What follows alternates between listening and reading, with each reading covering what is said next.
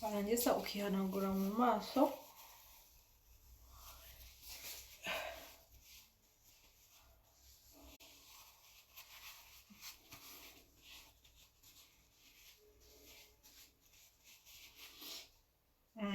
Warangiza ugakoresha amavuta yose waba wisiga. Ngiye nkoresha aya cashmere cyangwa lotion yose waba ukoresha, warangiza ukisiga mu maso.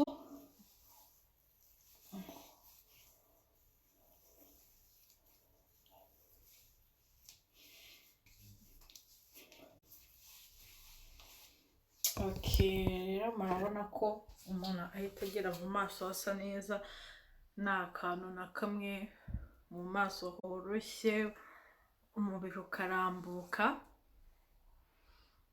Guys, murabona rero ko